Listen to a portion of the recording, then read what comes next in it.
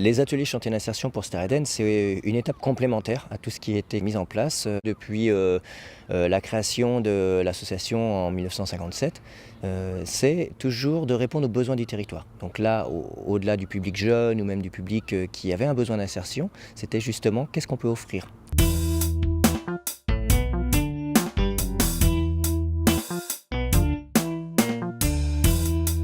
Je salarie 37 salariés dans le cours de l'année sur 3 activités principales: la gestion des espaces environnementaux, la petite maçonnerie patrimoniale et un atelier de couture-repassage.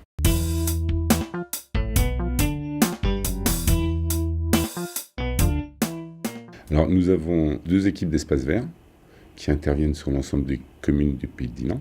Nous avons la particularité de ne jamais utiliser de produits phytosanitaires. Et donc nous participons à l'élaboration de plans dans les communes pour les inciter justement à faire du désherbage mécanique ou du désherbage thermique, mais à ne plus employer de produits phytosanitaires.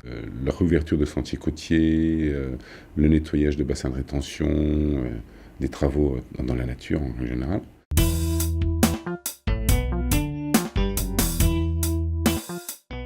Nous avons un atelier de maçonnerie traditionnelle, qui elle ne travaille qu'à la chaux. Et elle refait des murs, des perrets, elle restaure des vieilles chapelles dans la campagne, elle restaure des vieux monuments. Et nous sommes reconnus pour cette spécificité dans les chantiers d'insertion. Nous refusons de travailler le ciment.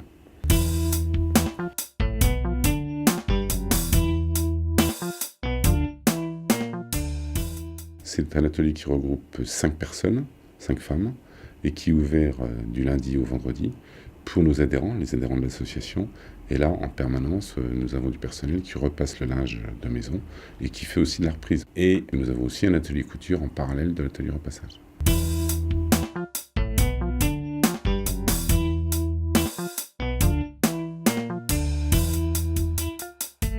Ce sont des partenaires, car nous sommes montés en association et au sein de notre conseil d'administration, nous avons des représentants des communes qui participent à l'élaboration de la politique de l'association Star Eden et des chantiers d'insertion.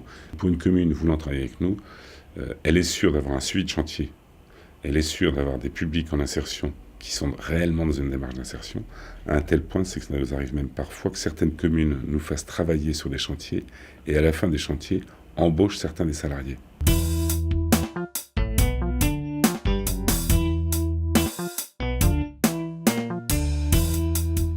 Nous essayons dans la mesure du possible, parce qu'il y a une dynamique d'équipe qui se fasse entre le chef d'équipe et ses salariés. Je trouve ça beaucoup plus aisé de faire avancer vers un emploi durable un salarié en insertion si avant tout il y a un climat de confiance qui s'instaure au sein des équipes. Le vivre ensemble, c'est plein de choses. C'est effectivement au sens large, c'est ce qu'on appelle le respect, mais le vivre ensemble, c'est faire en sorte que chacun, avec son parcours, son histoire, son savoir, contribue à la qualité du chantier, à l'avancée du chantier, à la mise en œuvre du chantier.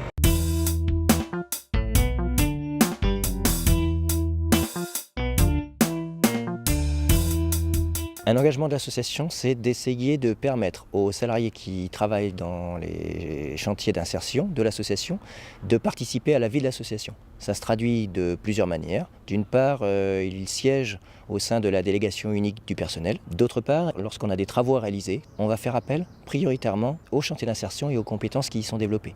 De la même manière, l'association a créé des conditions pour que les salariés en chantier d'insertion puissent bénéficier de l'ensemble des services de l'association. Par exemple, ils peuvent déjeuner à un tarif préférentiel au restaurant associatif. Ça favorise le brassage, la mixité sociale. Et nous, c'est très important dans les valeurs de l'association et on sait que les salariés y trouvent toute leur place.